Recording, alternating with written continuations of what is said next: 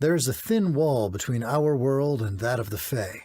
The passions and emotions stirred by violence and combat bleed over, and the supernatural often awakes from long slumber to meddle in mortal affairs. There have always been those among us willing to meet the supernatural threat.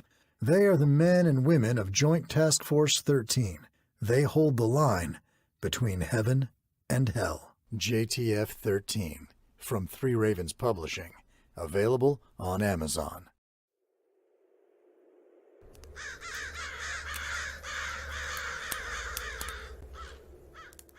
Hey there, stranger. You looking for a good time? That's not what you were expecting. Well, it's too late to back out now. Here comes TDB Pirate Radio.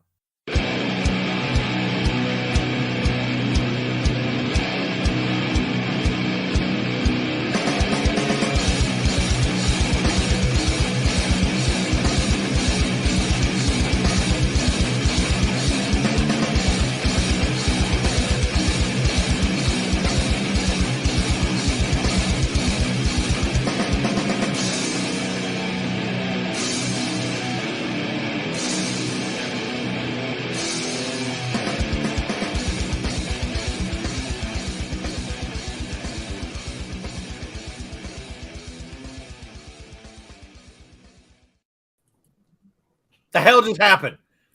Okay, Jenny's not around, so Rule 4 doesn't apply. Why did that thing just skip? The hell? She's reading up the bandwidth, man. She doesn't have to be around. She just has to be a raven. That's fair. Ooh. Something wrong with the crew behind the keyboard? Tonight Loosen up, maybe? Do what? Loosen up behind the keyboard, maybe? Well, it was working earlier. Okay, so tonight we're going to talk about our little adventure. Well, all of us except for Megan had this past weekend at Superstars Writing Seminar out in Colorado Springs, Colorado, and some of the amazing stuff that we learned. God, I'm going to be decompressing for the next 2 weeks, easy. So. Everybody, I think everybody knows who the hell I am. William Joseph Roberts, sci-fi, fantasy, blah, blah, blah, all that. Evil Mind Squirrels. Okay, Mike, your turn. Go. Hey, everyone. I'm Mike Morton, author here in Colorado Springs. Been working with Three Ravens Publishing on several projects, also Canon Publishing, and starting to write for Chris Kennedy Publishing. So having lots of fun in the publishing world. This was my second year at Superstars. Alex. I'm Alex Rath, military science fiction, post-apocalyptic, 9 novels out, 10th in progress with Chris Kennedy Publishing. It's my first year at Superstars, and wow. Stace. Hi, everybody. I'm Stace Johnson. I write pretty much all across the map, but my first love is science fiction and fantasy, and I've published about 106 short pieces. Have yet to write a novel, but I'm working on that right now. Ben may be busy with baby duty right at the moment. So, Maya and Matt. Hi, Matt Novotny. I am a Chris Kennedy Publishing author. I've got 2 co-written books, one with Mark Stallings, one with Jason Cordova. I have a solo novel that is in the Salvage Title universe. And I've got another one in the can that's going to come out in the Hit World Valkyries universe. Maya Cleve, I'm an editor. I do some work with Chris Kennedy Publishing, but mostly with freelance clients. This was my 7th year, I believe, with Superstars.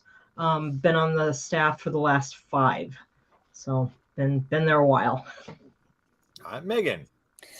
I'm Megan Mackey. I have got Urban Fantasy Cyberpunk series, a wannabe superhero series, and a post zombie apocalypse series, all through 4 Horsemen Publishing. Also coming out very soon, I have my mid-grade series called The Adventures of Pavlov's Dog and Schrodinger's Cat, which I developed at Superstars last year with James Artemis Owen. Some one-on-one time helped bring that about, so that's coming out here in May. And then I also have a mystery project that I will hint at but not speak of. Tease. All right, Jen. Hey, what's up, everybody? Jennifer here. This is my second time at Superstars. I am a science fiction and fantasy author, mainly science fiction. I like to write a lot of the funny in there. And I write short stories, novels, and have a series planned. And as I said, this is my second year at Superstars. And as of next year, I will be on the staff as well. So yeah, really love it. Last but not least, the lovely Julia.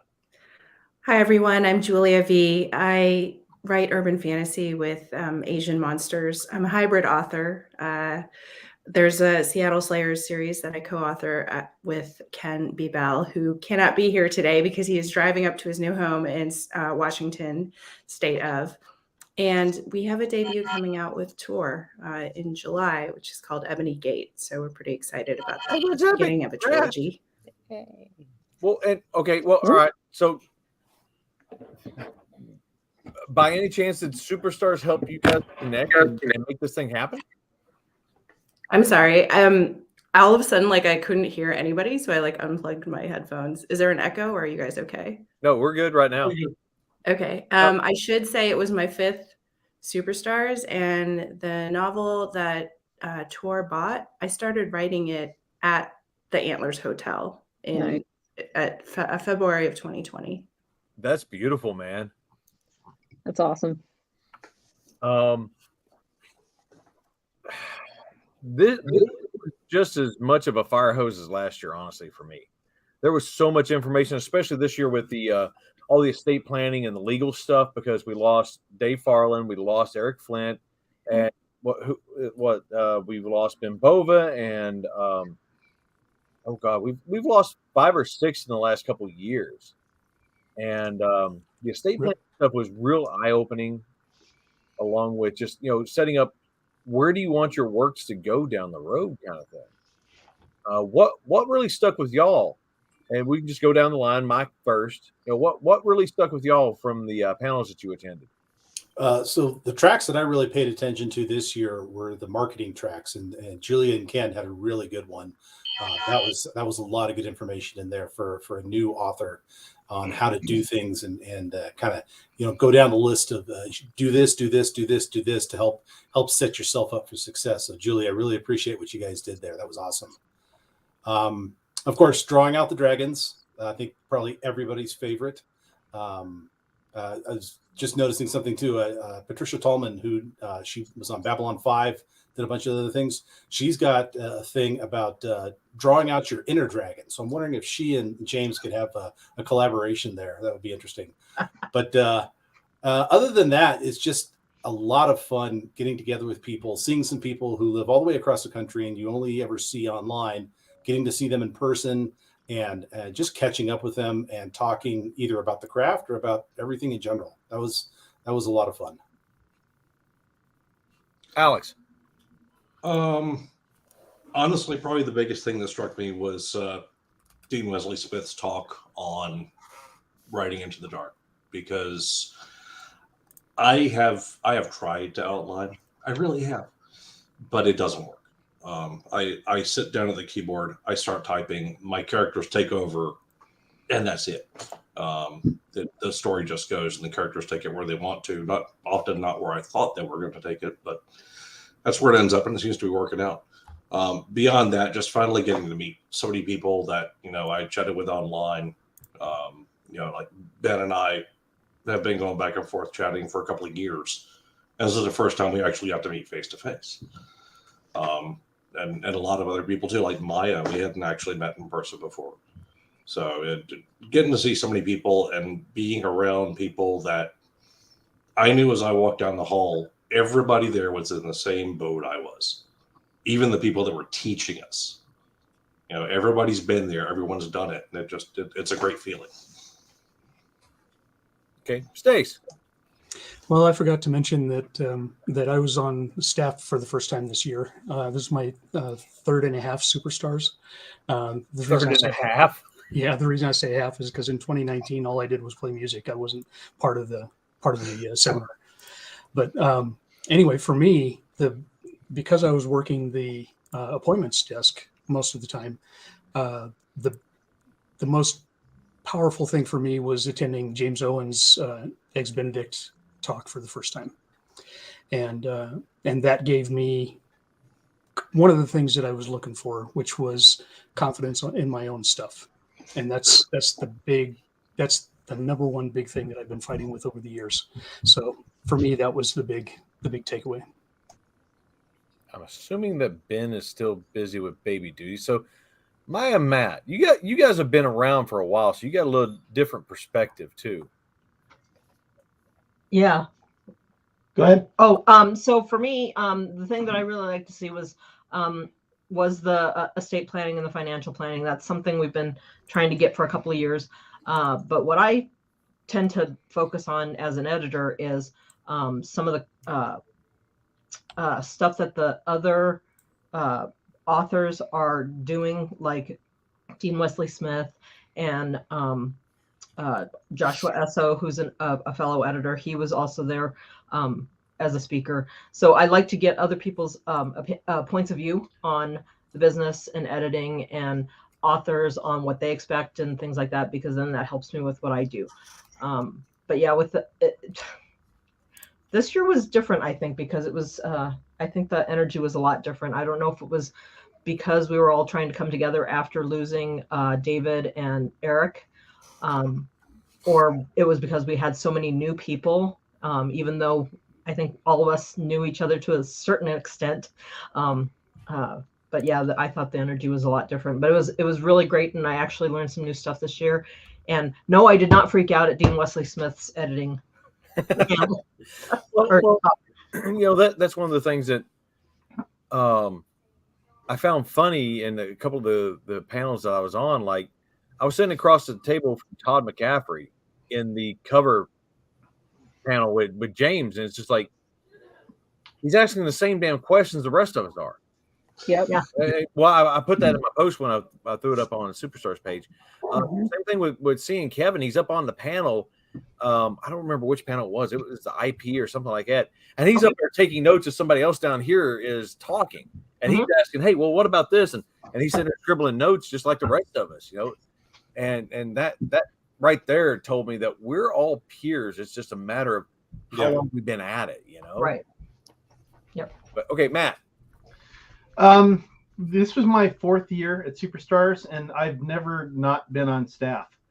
I kind of, because Maya was involved with Superstars before I was, I got voluntold that, you need to be at this, and I need help, so you're going to work.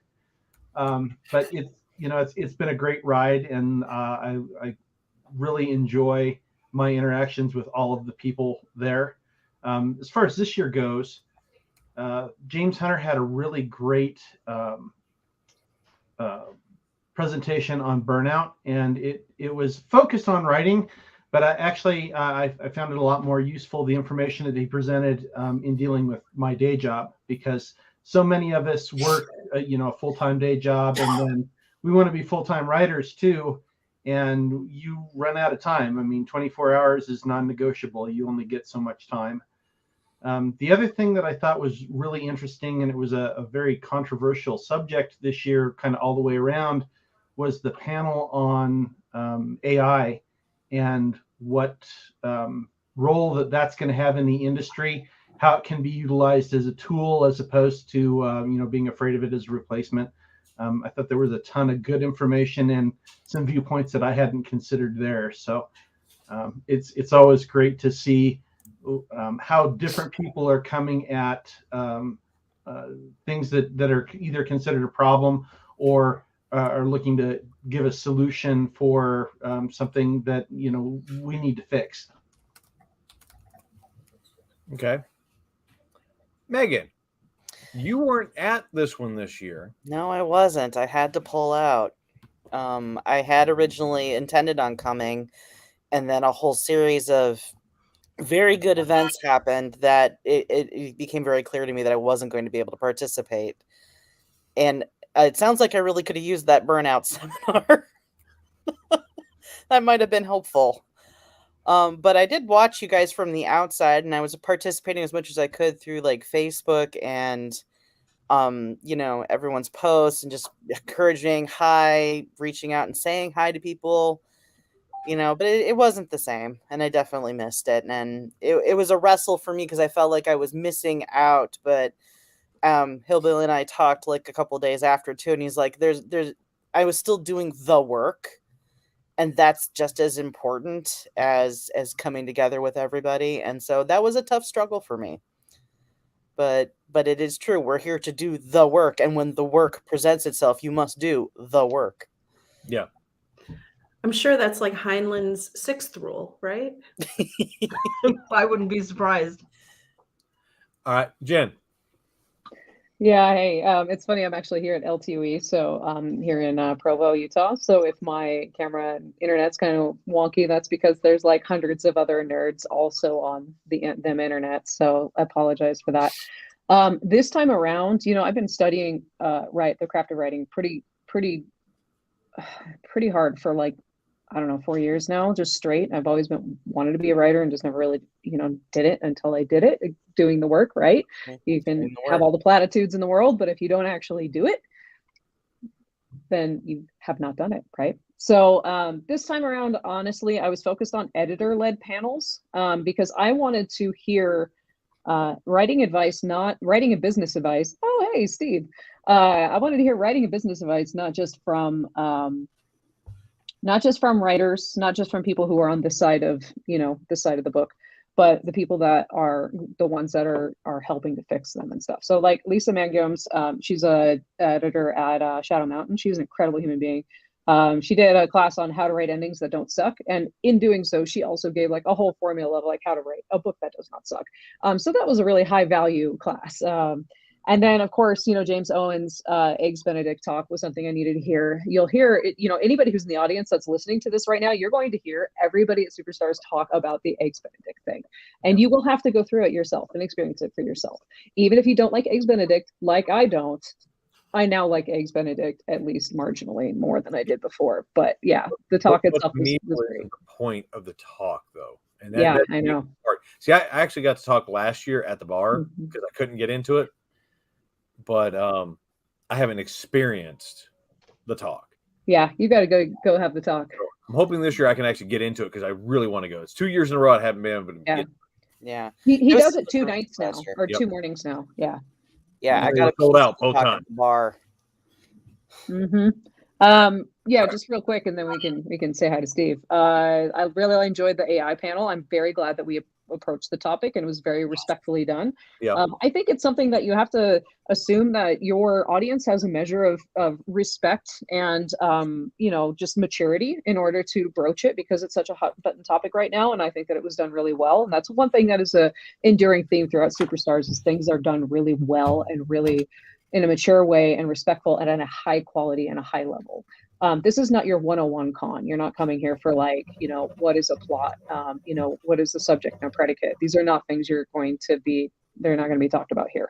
It's going to be really high level stuff. The last thing that I came here for and I learned, well, I didn't come here for, that's the funny thing, but really blew me away was Dean Wesley Smith's talk on writing into the dark. I always consider myself a very strategic plotter. So going through, making an outline, writing a story to the outline, but I have been very frustrated from trying to write to outlines.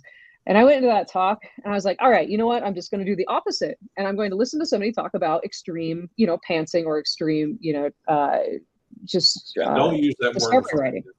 Yeah. Well, whatever word you use. I like the word pants because I think it's funny, but whatever works for you. But you know what I mean? And I said, okay, I sat down and listened to it and just jaw dropped. I was almost standing up cheering because it felt like it felt like therapy, like a breakthrough that it's okay to have, slight plot points and then just fill it with whatever your creative brain, that 2-year-old that wants to run around and scream and have fun and just have a good old time and not let that angry parental, critical voice slap you down and say, no, you go to your room, and stop and be like, that's not how it's supposed to fit into the plot structure, that kind of thing. So that was a revelation and that was a true gem for me. I know it's very controversial, but conflict makes for the best stories. So there we are. That's fair. All right, Julia. Dean was actually one of my first teachers. When my kids were little, I took depth through WMG, and he's just a wonderful instructor. So for me, part of what's so powerful at Superstars is being able to be, face to face with my teachers. And the mentorship there has been incredible. Jonathan Mayberry, Kevin J. Anderson, they were really gracious. They blurbed our book. They have been giving me insider information about how to navigate traditional publishing because it is not very transparent. And then being able to, see Joanna Penn, like she comes all the way from England to come talk here. That was incredible, right? I've only listened to maybe 300 or 400 episodes of her podcast over the last 4 or 5 years. All of that was really an amazing experience. But from the nitty gritty, like the nuts and bolts, I so appreciated Mallory Cooper and Dave Chesson, just the really like, these are things you can do right now if you're running ads. These are things you can understand about AMS or Facebook ads. And then for Nick Thacker and Mark Leslie Lefebvre to give so many tactical things that were immediately actionable. So I was taking a lot of notes and I was really appreciating their expertise. Now, our latecomer, I don't know if we really want to talk about this guy. We could go ahead and just boot him out of here. I don't know. He's not really important. You better not. He's just going to talk about all those medals on his wall. True. That. Wait. Hold on. Let's do this justice. Bro. Go ahead, Steve. Introduce yourself. You're front and center. Sorry I'm late. And thanks for the grief, Hillbilly. And I was watching you guys online, but we were like trying to get our daughter to swim. And then my wife had something come up. So I was watching you and I was trying to log in. And then I was like, I can't. So I'm sorry I'm late. And yes, if you need to boot me to get someone else in like Todd, that's totally fine. So what are we doing? Just introducing ourselves and saying what we liked about Superstars. Is that it? Yeah. Okay. Well, I'm Steve Ruskin. I've been going to Superstars for, oh my gosh, this has got to be my 8th year or so. I'm on staff as well. But that's, but I still get to attend a lot of the sessions. This year it was also amazing. Like Julia just said, to, have Joanna Penn there. She's a big hero of mine, not only because of what she does for the writing community, but also because she's a thriller writer like myself. I really liked James Hunter's, and I'm not sure if you guys mentioned this, but he did a talk on just dealing with burnout, which was more than just burnout. It was more, lifestyle choices around being a high performing author, like he is. That for me was really refreshing because I'm at the point in my career where, fortunately I have more opportunities than I know how to handle. And I had a hard time last year handling a lot of them. And I finally had to step back and say no to a few of them so I could finish the things that I had committed to that I really wanted to do. And that was really nice because James, I think the world of James. And so that talk was great. And I'm glad it was recorded because I think everyone who didn't get to hear it should listen to it. But actually, one of my favorites, and I'm not saying this just so I don't get booted, was yours, Hillbilly. What was it? The Power of You? Is that what it was called? Okay, now you're just sucking up. So I went in there thinking, I just want to hear a boot him now, don't I, guys? I went to heckle him, but I ended up liking it, so I don't know. I'm nobody's Yeah, fool. same. I went there. But I really thought it was a great talk because Hillbilly are pretty dynamic, and it was another one of those perspectives on the writing life and what happens when you just persevere, even when the odds are against you or you think you're small time. Like you said, you're hanging out with some big folks, big names. I just thought it was really cool. That's why I posted that picture of you. I thought your quotes were great. So it was fun. It was to give you a little bit of grief, but really I thought it was a great talk. So those were some of my highlights. That's cool, man. I'd just like to throw in an honorable mention for Kevin Eikenberry's emotional resonance talk. Yeah, that was a really good speech. Yeah, that tells you how to connect your main character, your protagonist, and tell a really moving story. I'm so mad I missed that. I was moderating a panel at that time. I was like the one that was just wrenching my heart that I missed it. Was it in Fremont? That was recorded, I believe, right? Yes. So, yeah. I mean, I know not everyone watching this is in Superstars, but one advantage is that we record a lot of the sessions. So the ones you miss, you can buy the recordings. They're really cheap. I think it's $50 for the lot. And so that way you can kind of catch up on the ones that you do miss. Okay, well, let's see. All right, so we got Steve, we got Maya, and we got Matt, who are staff. All right, who's got the seniority on staff? Maya. Maya. Do I? Yeah, for sure. Okay, I bow down to you. So you want to give the pitch for Superstars? Okay, so Superstars is the business of the business of writing. It's not necessarily how to write or how to plot or how to do any of that stuff. Though we do have some talks on those items. We also added Craft Day 3 or 4 years ago. COVID screwed me up because we skipped a year, so now my count's all off. But we added the Craft Day a few years ago because so many people did ask for some classes on how to write and how to do how to write at the level of the instructors that were presenting there. So we started that, and it's 4 tracks, sometimes 5. They are intensive, so it's morning session and afternoon session. So you get 2 things that you can pick, and boy, do they make it tough.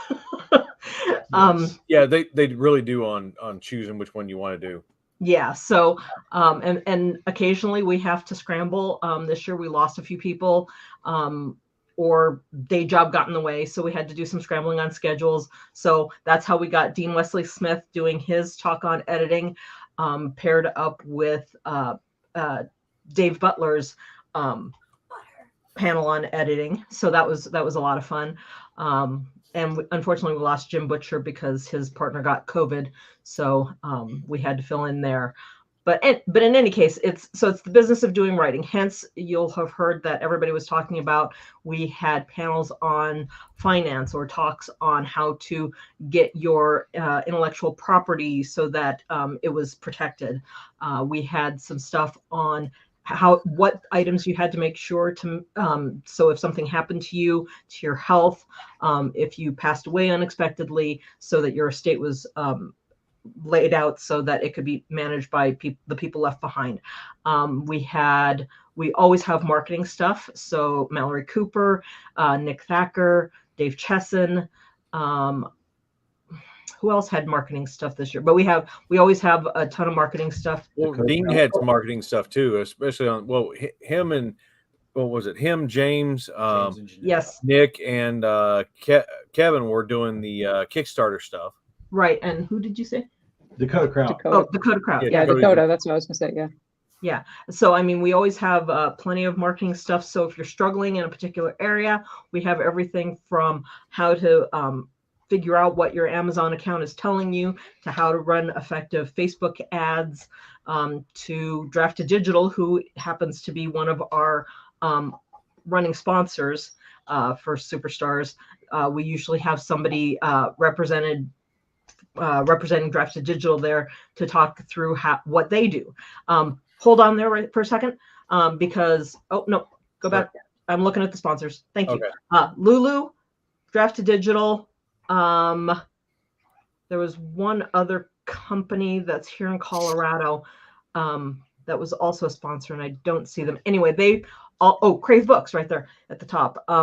All 3 of those companies, they also have different ways of distributing your books and getting your work out there, other than just Amazon, because we know that that's also one of those places that's kind of mushy as far as, do you want to go wide? How do you go wide? If you're an indie, how do you make sure that you're not spreading yourself too thin? When you're indie, you're a single person. How do you manage all that? So those 3 companies are really great to have there because they can help you. Book Break is Melissa Martinez. She helps you market your stuff. So, I mean, there's a whole lot of stuff there. And then one other thing that I just had it. Anyway, but I mean, if you're even if you're starting out, this is all stuff that you need to know. So don't feel like you have to be having written for 5, 10, however many years. You can always come and learn, and it's all stuff that it's changing. So you don't have to worry about, if you miss something this year, you get the recordings, but it'll definitely apply later on. Hybrid, that was the thing I was thinking about.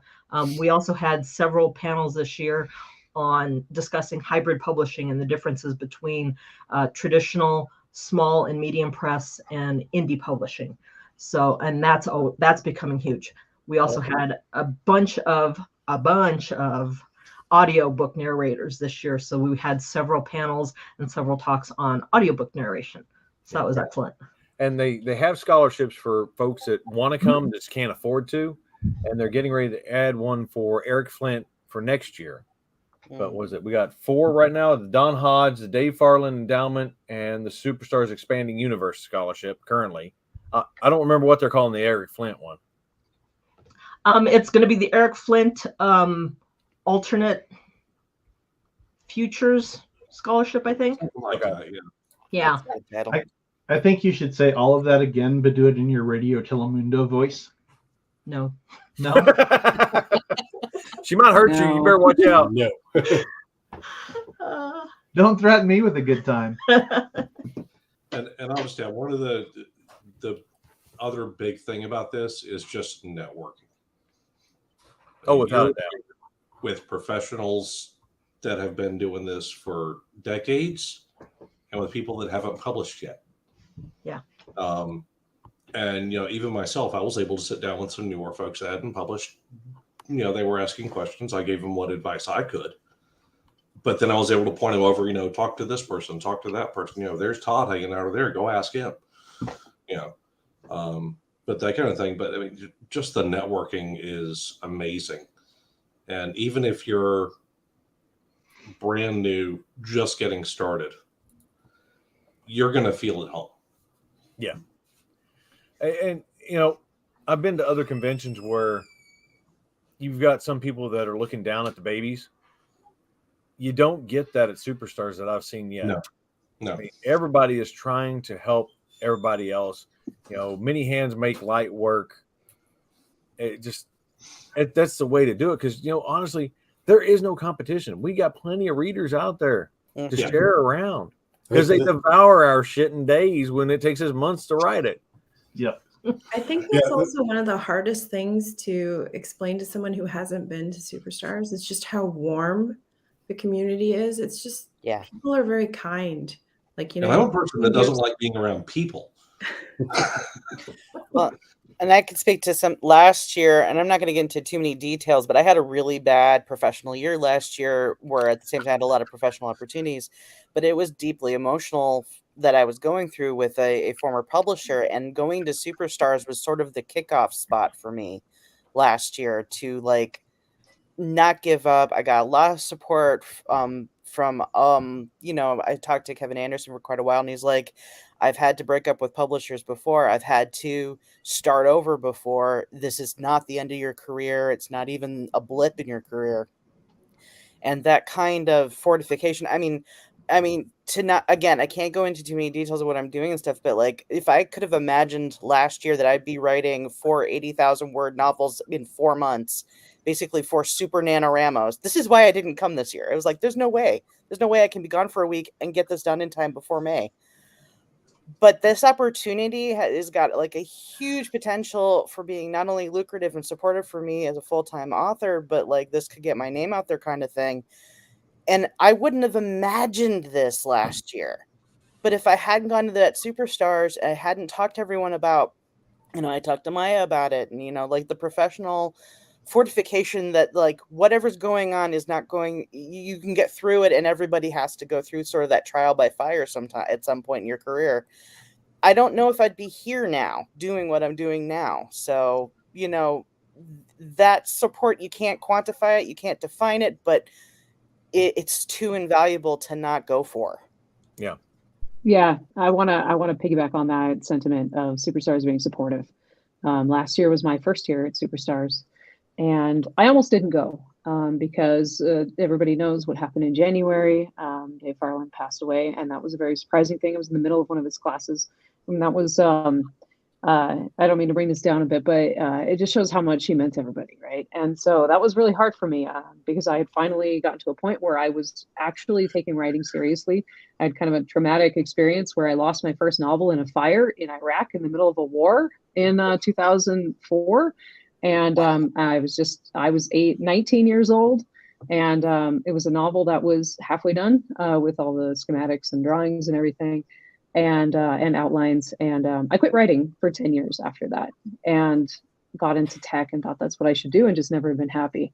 So finally, eventually, I got back around to writing and been studying. And when that happened with Dave, it really brought me down quite a bit, and it was very hard because I didn't know how I could go forth, because I didn't realize how much he was my mentor. And I mean, he was like my soul mentor at the time, the one person I was learning from, really. I would read books and things like that.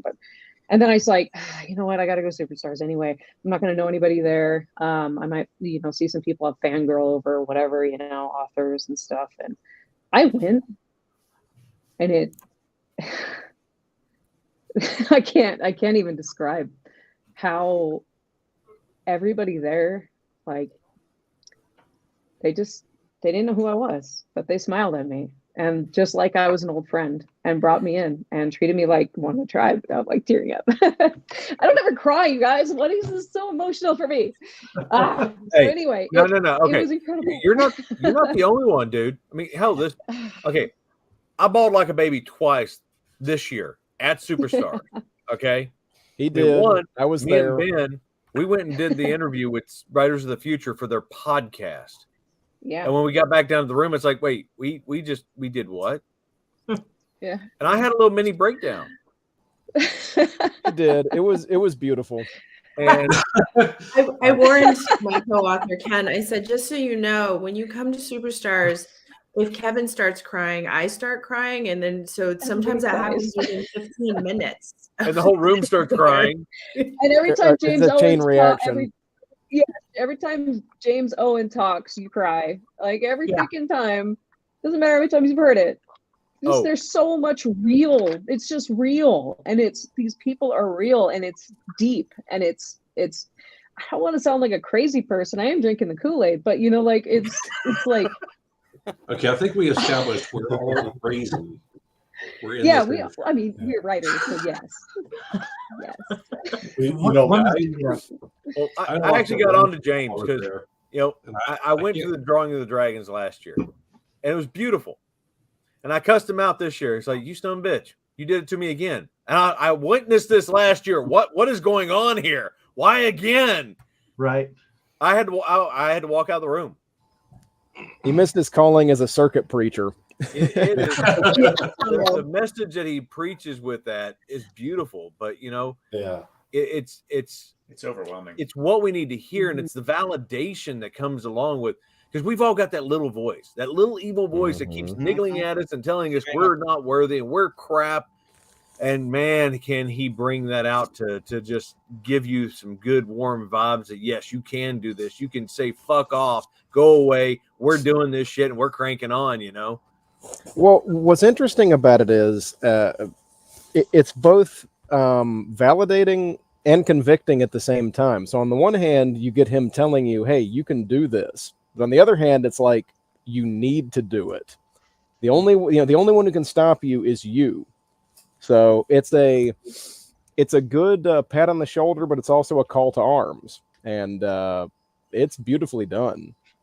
Yeah, last year, my first year of Superstars, but I lived in Colorado Springs since 2009, and I'd never heard of Superstars until during COVID. Kevin Eikenberry posted on Facebook, "Hey, we're not going to be able to have Superstars this year because of COVID." I'm like, "What's Superstars?"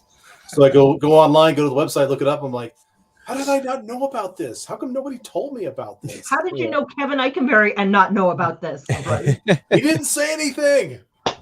What the hell? I saw him at Fantasy, and it's like, what's going on? So when I get to Superstars, and I was worried it was going to be like what Hillbilly was mentioning, one of those really prim and proper seminar type things where everyone's all dressed up business like and they're carrying their tablets or their laptops from session to session and taking notes and everything. And no, it wasn't like that at all, man. It's like slipping into a nice warm bath.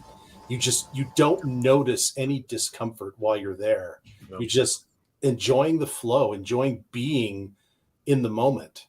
And then, of course, everyone's telling me, you can't miss drawing out the dragons. You can't miss drawing out the dragons. I'm like, all right, fine, I'll go to it. I don't know it from anything else, so I'll go to it. And you know, you hear James talk, and you're like, how are you still alive? I mean, you've had so much shit happen to you, and you not only are you still alive, but you are prospering. Yep. The man is an inspiration to everybody. Yep. So does, And- who did Eggs Benedict this year? I didn't. So does he still make you draw the little card? Mm-hmm. Okay, Yeah. so that's Yeah. one cool thing. So for those who don't know, if you do Eggs Benedict, he sort of has these cards and he makes you draw one at random and trusting that, you know, the universe will give you the right one. So I always keep mine on my desk. And if you want to know, it says, always ask for what you want because the universe might surprise you and give it to you. Yep. And he's got I some got awesome the same ones. one, Steve. Yeah. It's a classic. It sits right kind of as I'm I writing love right that on one. my monitor. And So for those who don't know who we're talking about, it's James Artemis Owen. Awesome dude. What was it? His Here There Be Dragons. yeah, Here There Be Dragons is his big fantasy series. Mhm. I don't know that I can say anything bad about the man because he stole my hat and I never got it back. I was like, but I mean, What a jerk. he is such an inspiration to start with. I mean, Yeah. last year when I met him, everyone was hurting. You know, we just lost Dave, and seeing him, he's the tribe's medicine man. Here you go. You know, he's the one that's taking care of everyone with the emotional stuff. I mean, everybody just flocks to him for the emotional, and it's He's amazing. a master at holding space. Yes, he is. I remember because I broke down crying at one point, and it was like sobby, ugly. I want to go hide, kind of crying, and I never felt awkward with him sitting next to me. He just held the space, and I allowed myself to let it out. And when another human being gives you that gift of letting you be raw like that, great amounts of healing and power come from that. So yeah, he is a master at holding Mhm. space. And he Oh, doesn't yeah. just- and he doesn't just do that at the seminar. He's like that. Oh no, just no, this was in on general, a couch in in the person. main lobby. It's amazing. I've reached out to him and talked to him several times since I first met him through Messenger and so forth, and he's just been an amazing supportive man. So Yeah. let's talk about one of our other founders, Kevin J. Anderson. Yeah. That is a truly inspirational man for a work ethic and for being encouraging to others. I signed up for a counseling session last year, my first year, and I drew Kevin J. Anderson. I don't know how I got that done, but it wasn't, or I was a little, apprehensive, nervous. Oh my God, I'm going to get a one-on-one session with him, and I forget who I talked to, and they're like, no, just go in there and talk. There's nothing special about this. And it was just him and me across the table, and it was like having coffee with just another person. There's nothing magical or mystical about him. There's no need, as he has said, to put people like him up on a pedestal, right? You can go and talk to these people. It's not like they're unapproachable. It's not like they have an entourage guarding their privacy or anything like that. The standard rule applies: don't be a jerk. But other than that, his talk about what happens when your career hits black ice, right? I mean, that's not just applicable to writing; that's applicable to every aspect of your life, whether you're a writer or not. That was a really good presentation. It really was. Last year, it amazed me. I mean, we sat and talked IP and this and that over beers for like an hour and a half in the bar. And that's one of the beauties of this seminar is you can get that one-on-one time and actually get mentored. Not just, hey, cool, hey, how you doing? And you're in passing at the next convention. No, you actually get mentors that you can talk to, pick their brains, and learn from. Yeah, that's Yeah, at the Kevin end of takes the you. dinner. Yeah, and the working lunch. Yeah, the working lunch was new this year. It was nice. I was able to sit with Dean Wesley Smith, which is something I can check off my bucket list. He's just a great guy. And one of going back to this being a validating seminar, just being there puts you almost on a peer level. I shouldn't say almost. It does put you on a peer level with the big names that are there. They treat you as an equal. obviously, you know, I mean, well, I don't want to say everyone here, but in my case, obviously I am, you know, not as far along the path as Jonathan Mayberry, as Kevin Anderson, but they don't treat me like that. They treat me as someone who is taking their career seriously, which I am, which all of us here are. And it was a wonderful thing.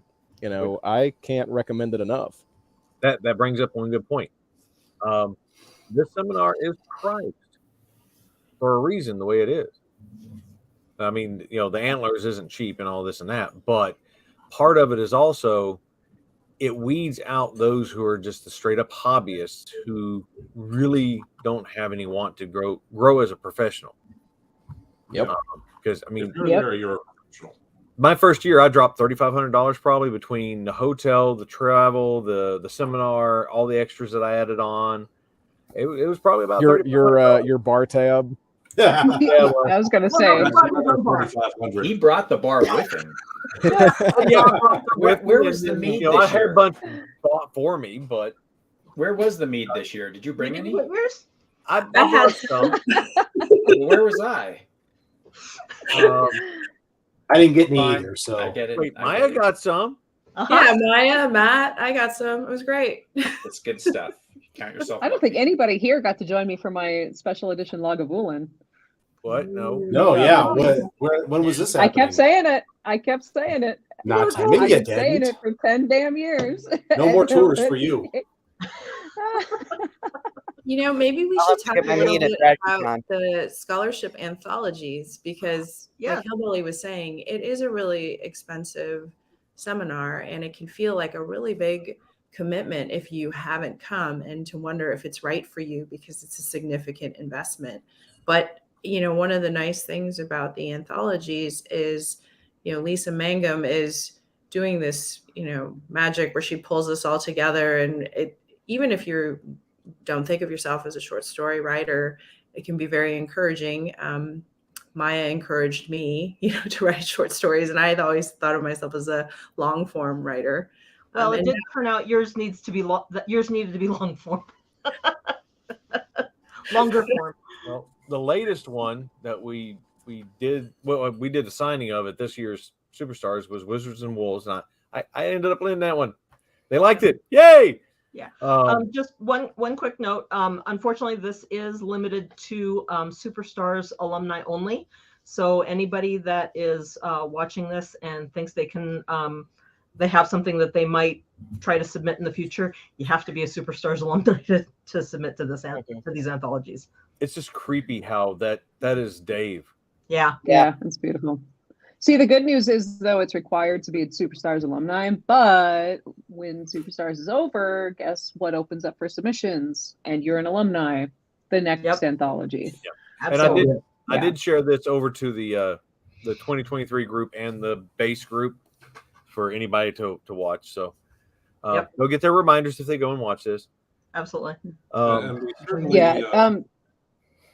We certainly raised a little money for the scholarships this year. Oh my God. What was it, $15,000? I think. 16. Oh wow. Yeah, 16. 16. Yeah. But with that, Yeah. I should probably point out that Superstars has now converted to a nonprofit, which is a good thing. But part of that is, you know, some of that money and other fun things we raise, or funds that we raise, will go towards sort of a longer term endowment. So like all that 16 grand is not going to go straight back into scholarships, I believe, which isn't to say that there aren't a lot of scholarships available. There are quite a few, and we've been growing them each year. It's pretty and the thing about the anthologies is any profits from the anthologies, or all the proceeds from the anthologies, not just profits, but all the proceeds from the anthologies goes into the scholarship funds, and it gets spread across all of them. So that's this year's as well as all the ones previous. And the first one, so I don't know if all of you who have attended have heard the Purple Unicorn story that Kevin Anderson tells. Mm-mm. Okay. I don't think I've heard that one. All right. So basically, he was giving us a talk on basically finishing what you have committed to doing. And people were like, well, what if you've committed to doing something and you just can't, you're just not into it? And he goes, look, if you have promised an editor or a publisher a Purple Unicorn story, then you damn well better sit down and write the best damn purple unicorn story you can. Because you have committed to it, you have promised it. They are expecting this from you. So the very first Why do I feel like this is a jab at me and Woods? So the very first anthology was the Purple Unicorn anthology, and we kind of went from there. So it's morphed since then, but that was the beginning of the Superstars anthologies. Yeah, and there are here even at LTUE. Sorry, go ahead. Go ahead. No, go ahead, Heather. I was just going to say Jen. real quick, here at LTUE, I've already talked to a few people who are, somehow I got on the subject of Superstars. Life, the Universe, and Everything is the con I'm at right now in Provo. And this one is much more of a hobbyist con. This is for people who are fans. This is people who write fanfic, gamers, authors, that kind of stuff. And I was just talking about how Superstars is, and they're like, isn't it expensive? And that's the one thing that keeps coming up. But none of them have known about the scholarships. And the scholarships can be anything from a free ticket, which can be like $599 value or so, something like that, all the way up to a full ride, which is your transportation, your hotel, your ticket, craft day, and per diem. So you actually get like money for food every day, that kind of thing. Those are incredible, and they are there, for the taking. You just apply for them on the Superstars website, and you're celebrated. If you get one of those, you are celebrated. The Dave Farland, it's a full registration for Superstars, craft day, coach flight to Colorado Springs, transportation to the event venue, 5-night stay at the Antlers, and $50 per diem a day. Doesn't it sound like a game show? It does. It does. But wait, there's more. But wait, there is more. The Eric Flint will be exactly the same. Yeah. Okay. But, if you're serious about it and you can't afford it, that's the way you can do it. And you have to submit an essay or something like that, or some kind of writing submission. So a writing sample? Right. And I think letters of recommendation or like one or two. Yeah, which I wrote one. I wrote a letter of recommendation for one of this past year's scholarship. Yeah. So it's a writing sample, a short essay, a personal statement, basically. And then I believe, unless they've changed it, it's 2 recommendations from professionals in the writing community. So and that's fairly broad. So I'm sure even people who are starting out will have at least 2 people that they can get that from. To put it in some perspective, though, even if you don't get the scholarship. So I mean, a lot of us are, from the business world or have other careers.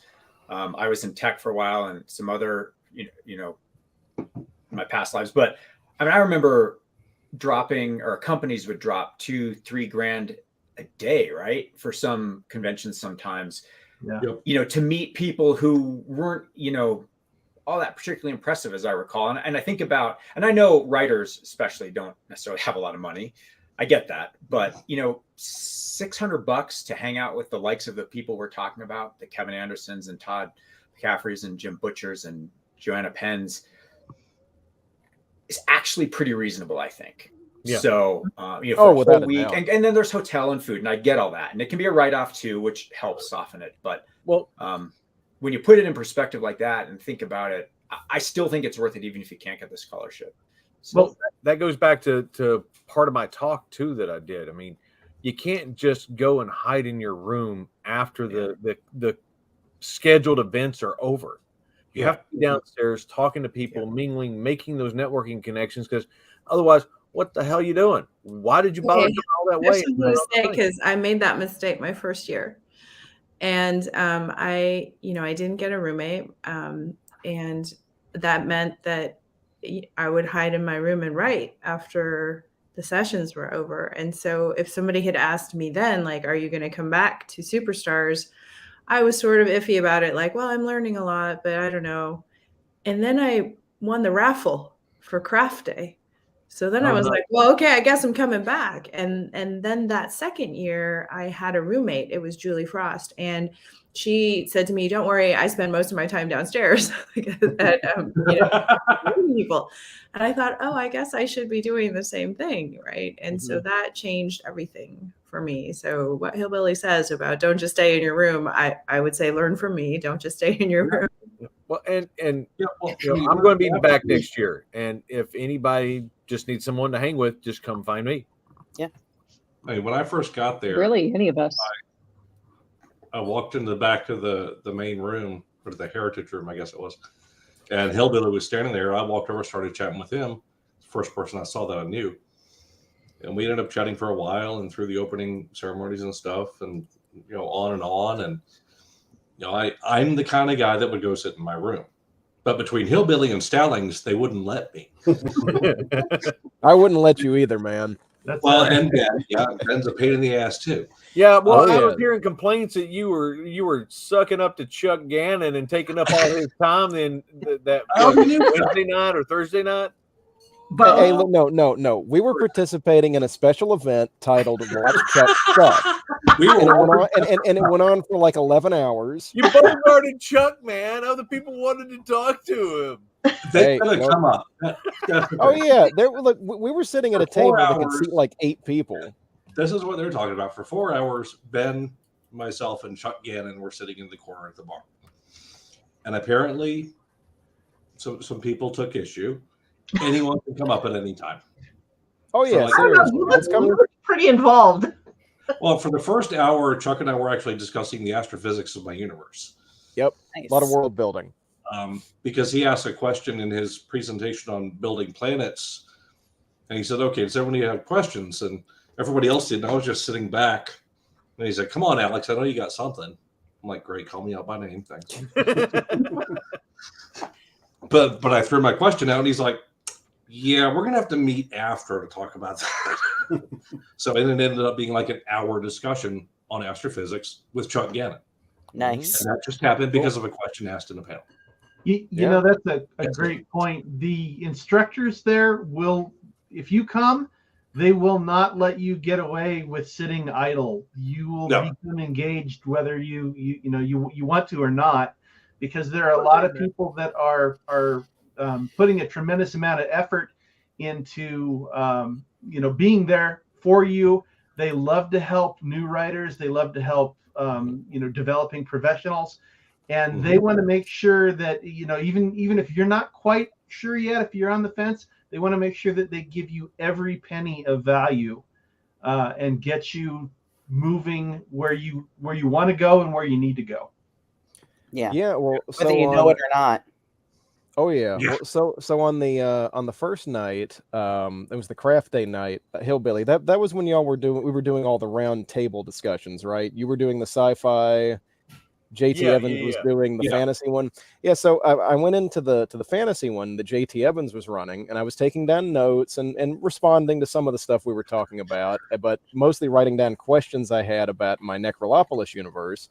And one of the things he said in the middle of it was, "Hey, if you need to talk to me or to anyone here, the best advice I can give you is just come around to us afterwards and say, hey, can I buy you a beer or a Coke or whatever, and let's talk. And if the conversation is going to end up being a 2 beer or a 2 Coke conversation, well, then offer them that as well. But, we're all approachable. Just have fun with us."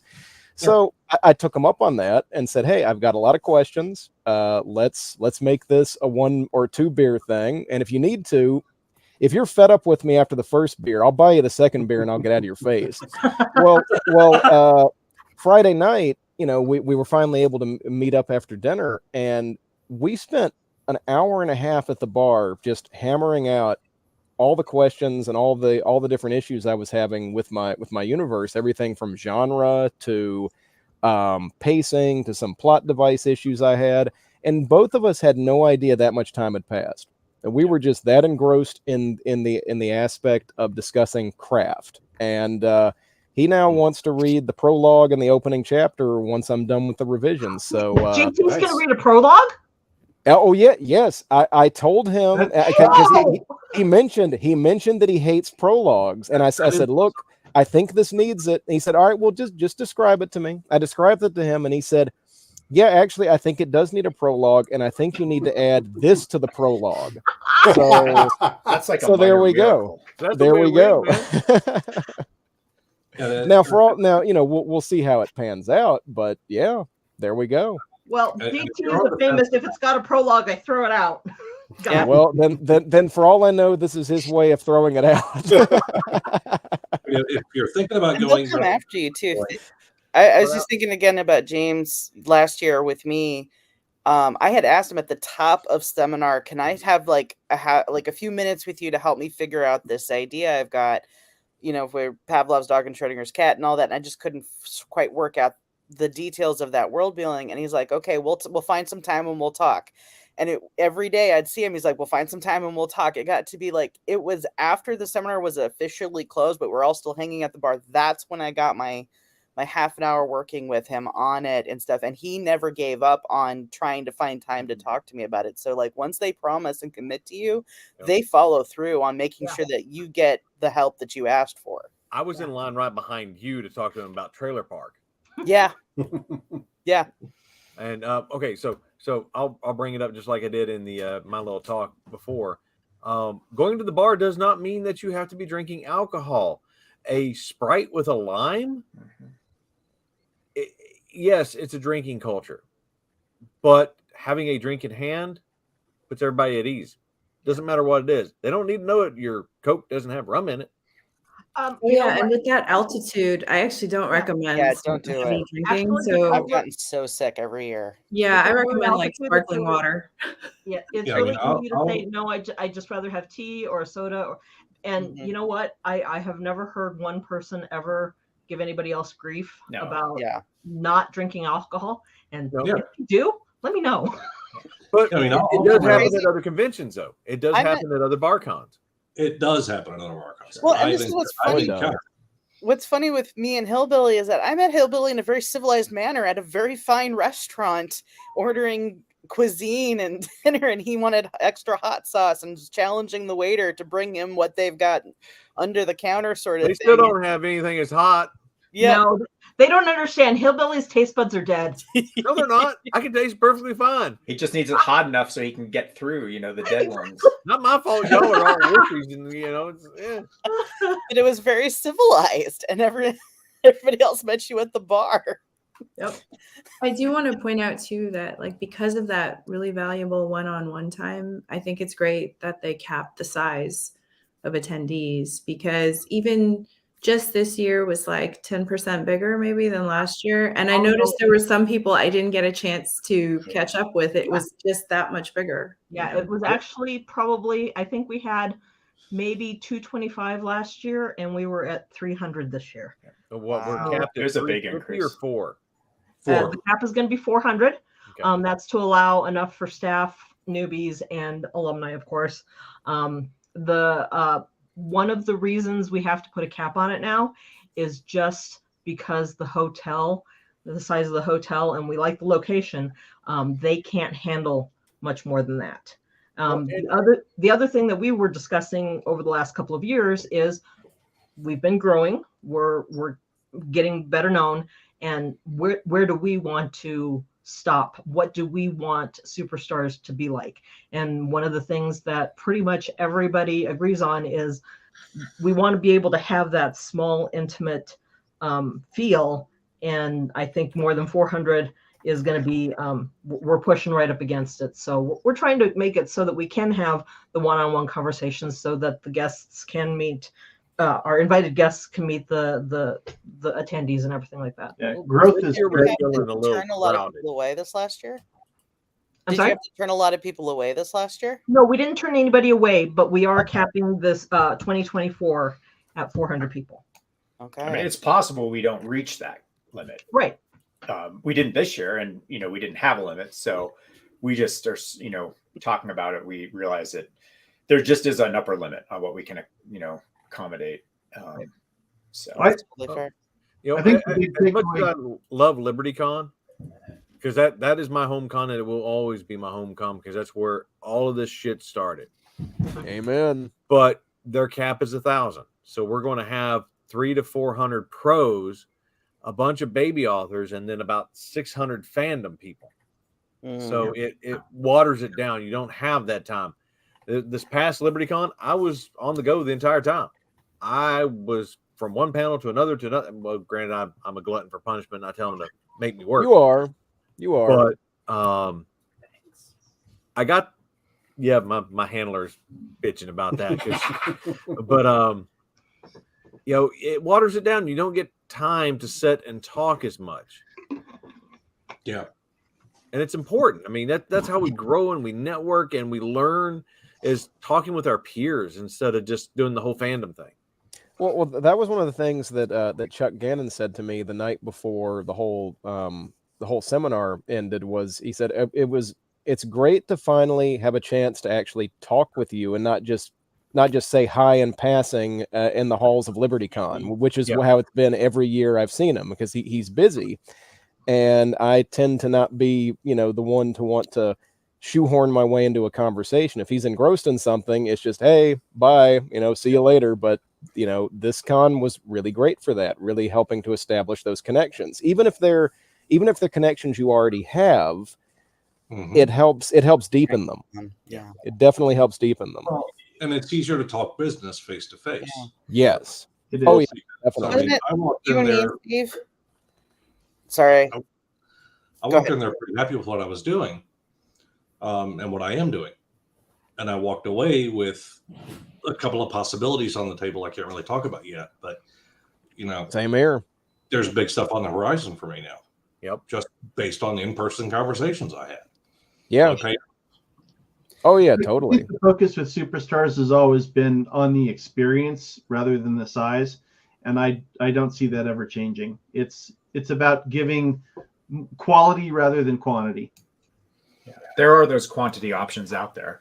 We all know what they are, and they're great. But Superstars is great because it's Superstars. Yep. And it carries elsewhere, because like wasn't it you, me, and Steve? We ran into each other at Dragon Con, getting our badges, and it was like this mini. That's right. Reunion of Superstars was there. people. Yeah. Yeah. Yeah. No, it's definitely sort of a tight group, and you run into the same people at other places, right? And like you said, it's fun, but we always kind of feels like my family. Well, yeah, and it becomes family. I mean, think about it. Who is Heinlein and Asimov and all of them hanging out with? They became their own little crew. Mm-hmm. We're the next generation that's going to replace Dave and Eric and Kevin's generation. We have to step and up. Jen gets to die in one of my books. Not too soon. Okay. Not too soon, no. But in the progression of things, we're the ones that are going to replace that generation of writers when they retire. That is how we've got to train the next generation of writers and bring them up and teach them how to do this job, so that we still got cool and awesome stuff to read. Yeah. Once we've retired and we're in the old folks, we're gonna have to be reading something. Shut up, kid. The Superstars old folks home. There we go. It's the never-ending con at that point. Yeah. All right, you young people. Okay, we're over an hour. Has anybody else got anything special about this year's Superstars that they wanted to bring out? Not being there made me miss it even more. We missed you, Megan. Yeah. I got invited back this year, or for 24. So I will be back in 24 for sure, unless life goes sideways for some reason. And hope it doesn't. I'll just throw this out there because it's something I put on my Facebook as well, and people can find it there if you want to. I deal with social anxiety. I deal with depression. I don't do well around crowds of people. Hillbilly has seen me at other conventions, and where am I typically? In my room. Yeah. This time, I think I made it up to my room at lunch to grab a Mountain Dew. And then I didn't get back up to my room again until I went to bed, because I felt Tuesday was tough. Craft day. Drinking from a fire hose? No, the fire hose is down your throat and you're trying to survive. That's no lie. But God, it's worth it. Yeah. But by the time Wednesday rolled around, and this is thanks to people like Hillbilly, like Ben, like Kevin Eikenberry, my whole CKP family that was there from Chris Kennedy Publishing. By Wednesday, I felt like I was home. Mm-hmm. And that's coming from someone that does not like crowds of people. I mean, conventions, when I'm around my people, that's different. This one, whole new ball game compared to any fan con I've done, and I've done a few. So next year I'm going to get you singing the Hee Haw song with me, right? Oh, hell no. No, you'll have Remember, to do that. that would take a lot of alcohol, and I don't drink. I got your back on that one, Hillbilly. There you go. So, I got your back, Alex. We're not doing that. Don't worry. We'll get Chuck and go ahead in the corner. Exactly. Yeah. I like to say one regret about doing Superstars is for the entire time that you're there and the 2 days afterward when you have Superstars brain, you don't get any writing done. No. You are so busy Hero. day till night that you have no energy left to write. And you But just you got to want account for to. that in your You plan. want But to, you want to. Yeah, you get so many Yeah. great ideas running through your head. Oh God. Oh, It's like, I was sitting in Nick Thacker's thriller course, the workshop, and I've got an entire new series plotted out already that I'm like, I'm just totally brain dumping it, and like a zombie in the middle of his course. I'm like, and so. Now, Mike, I think Mike's right though. I mean, some people do get writing done, but I almost want to tell them, don't miss that time because you'll be able to get the writing done.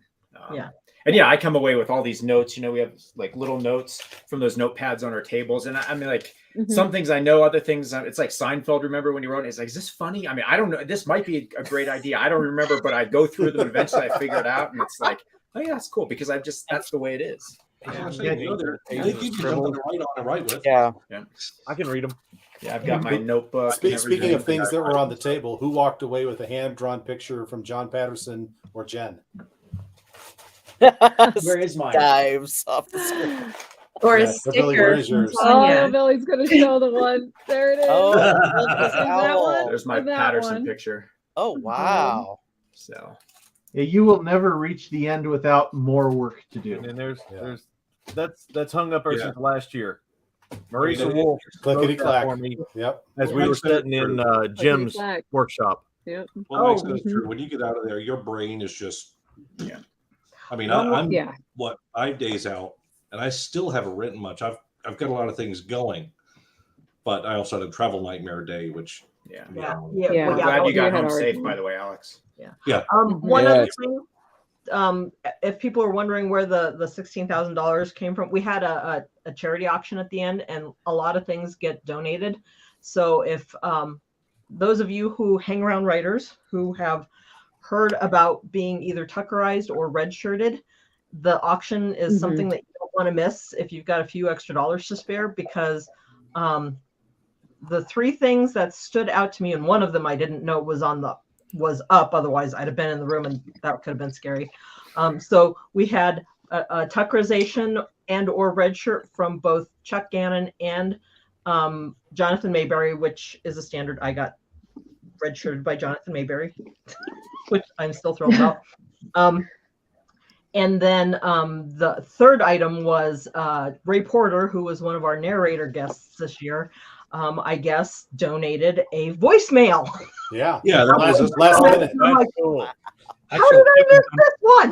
That was spontaneous. Like Kevin stood up and was like, I should have asked you for that. And then they just conducted the auction right let's do it. Yeah. And Chuck said, "Hey, I'll do another Tuckerization," and I grabbed that, much to Jen's dismay. I love that Ray built up the bid to the cost of a full scholarship too. It's pretty cool. With everything else that was going on, one of the weirdest moments was I was walking back into that main room when they were doing the daily drawing, and I won the grand prize. I got that Kobo. So I walk in the door and they're like, William Joseph Roberts, and everybody's like clapping. I'm like, what the hell did I just do? This time. They were celebrating that you were someplace on time. Got him. That is not an inaccurate statement. The timing was insane, though. One of the things that we haven't talked about was, and I think it was the first this year, that they did a public author signing. Book sale. Nice. And that turned out pretty good. Come in. So there was a good bit of people come through there because I was playing door guard for the thing. Yeah. That was a really great experience, like learning how to set up a table. When I was in Colorado Springs last summer, I went to the Bell Brothers Brewery, and Kevin and Rebecca were trying to teach me how to hand sell a book, but really the master of that is Todd. Oh my God. Like amazing at that, right? That's something Todd, else can you there just tell all available of that us? we didn't mention. There are workshops on working conventions as an author. Yes. Well, I actually have a book out about that. Comstock that does that? Yeah. Okay. Stock does one, and there was another one that was It was Todd McCaffrey. Was it Mallory? And yeah, I think Mallory was there. Yes, but we have our own Megan with us who has her own book on that. And how many days a year are you on the road, Megan? Last year, I did 24 conventions. Oh my goodness! Yeah, I hustled like no other. And yeah, I've released a book called Advanced Conquest: The Art of Selling Books. That's a great title. Thank you. There was an original called Conquest, but some shenanigans happened with that one, so I had to release Advanced Conquest. There you go. It's better. It's updated. I designed it as a basic, like, if you're a baby author and you've never done this before, here is a step-by-step of actionable things you can do to sell your book at cons and how to do it. And then the advanced stuff is like when you start selling with groups or if you start selling, at different kinds of cons, things like that. So, it's fairly, I feel like a good primer for doing this very interesting social interaction thing. Mm-hmm. I just embrace that meme that says, "Please buy my book. I'm not built for OnlyFans." Yeah. It's Like, like, I was fortunate. I don't know, man. I mean, if you don't get it, I'm peeling. So there's some people out there with foot fetishes. I mean, Oh God. and eventually we had to descend into that abyss. You're welcome. Okay, I It's guess inevitable. I should just shut up now. Okay. It's about BarCon time, so I think that's fine. Hey, I brought something fun over here. Everybody remember this? Oh yes. Yeah, I had to bring it over. It's like wrapped in 3 layers in my backpack, and it's like on me at all times. But yeah, that's what I wanted.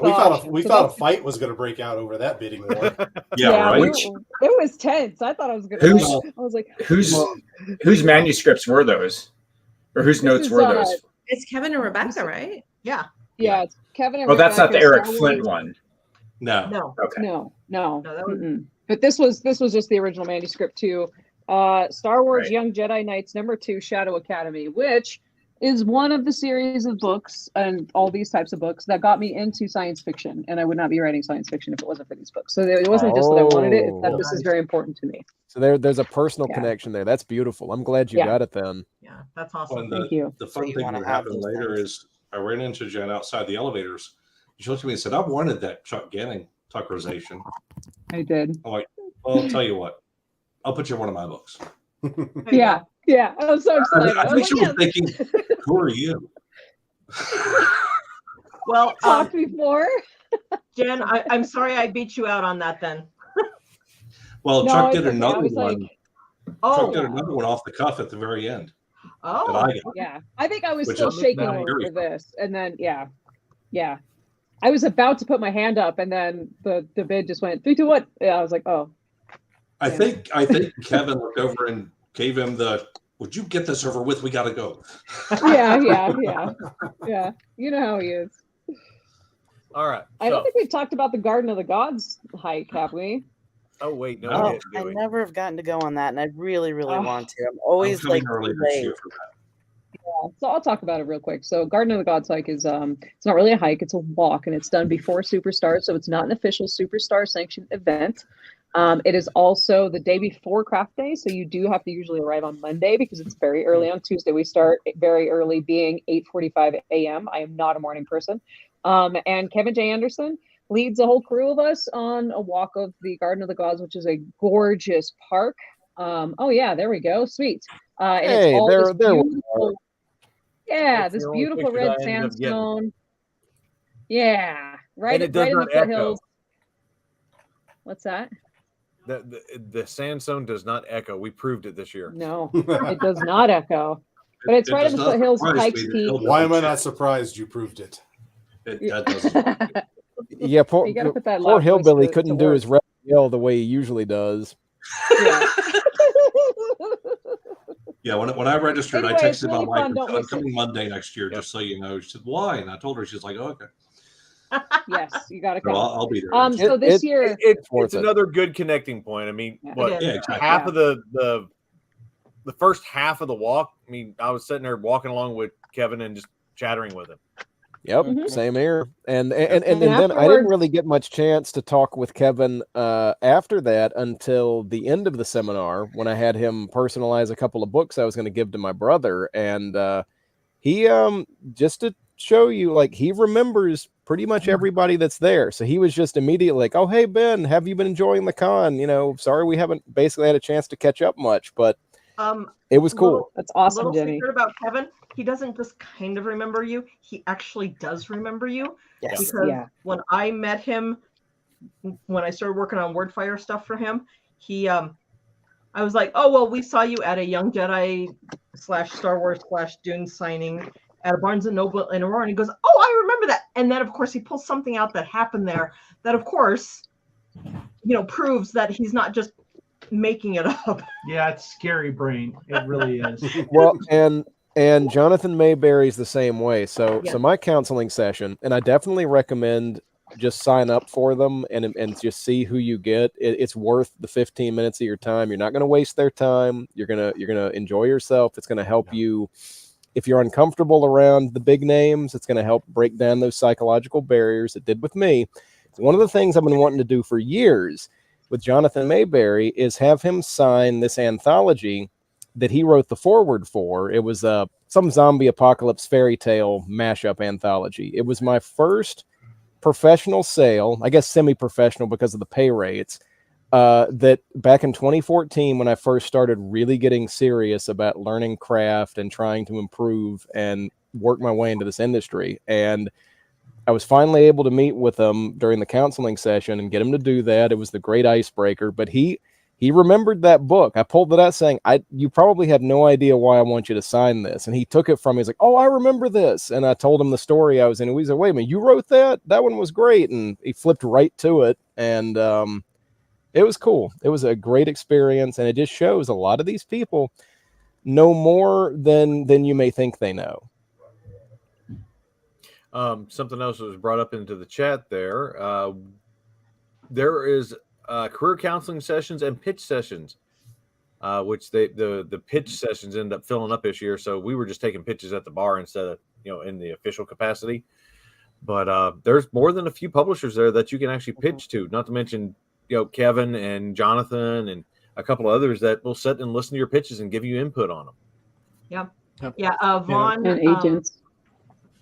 I forgot Vaughn's last name. Anyway, Vaughn Hansen, thank you, was taking pitches. Jonathan Mayberry was taking pitches for Weird Tales Presents, and Kelly Lynn Colby. yeah, the Cursed Dragon Ship. Kelly Lynn Colby was taking pitches. So I'm the person who handles the appointments for those. So I was telling people when and where to go and so forth. Yeah. So if anybody who's watching this comes to Superstars next year, this is the face that you'll want to look for when you have a pitch appointment. Don't worry, he doesn't bite. Just don't throw things at him. But he does own a Depends lot on of if you guitars. ask. he does. And if there's beer involved. Is it a All 1 right. beer bite or a 2 beer bite? All right. Magic. Okay, so don't forget to check out the open call section on Three Ravens Publishing. We have a Discord server, so if you need a little bit of kick in the ass, we do writing sprints different times of the day. Like they start at 03:30 or some crazy. Yeah, Oh, dear God. Weird times. No. You'll want to turn off your notifications on our server. 'Cause Yes. it's very active. What? With a lot of good Yeah. people that Oh yeah. share and talk and share information, and you need research. Well, guess what? Pop a question. If you're in the if you're in serious need of anime memes and gifs, I'm your guy. Yep. Always. Yeah. It's my language. It's your love language.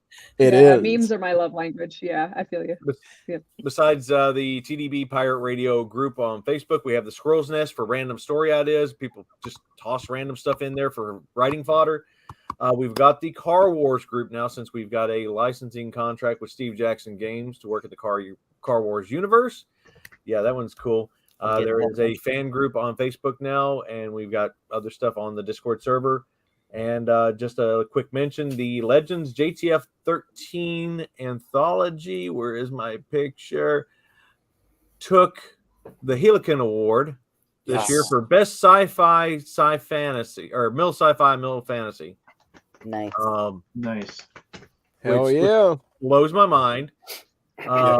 Casey Moores and I were both like, yes, we could both say we're award-winning authors now. Yes, exactly. Oh, I see Car Wars. Nice. I got award-winning author, editor, and publisher now.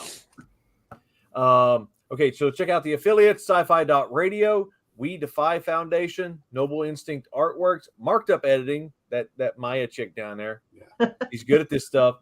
The Silly Lady Pepper Company, good luck at finding something hot. Sorry, sis, you haven't burnt me yet. And the North Texas Troublemakers, who are just a crazy band of authors and fans that hang out and go to cons and have fun. For anybody going to Superstars next year for 2024, you can get $100 off if you're new or a military or student registration with 3RP 2024 code. It's on the sidebar of the Three Ravens website. Don't forget to check out the Writers of the Future free course on their website. It's worthwhile. Go check it out. It will help you to write a story that you can submit to Writers of the Future and possibly win. So like, follow, subscribe. Everybody that's on here, and I don't remember if we gave our address or not. Find those people that are on there. And a little reminder to all our veterans, cops, first responders, you are not alone. Reach out to a brother or sister. We all have somebody who's only a phone call away. And that'll be it for this edition of TDB Pirate Radio. Y'all take it easy, and I'll catch you next time.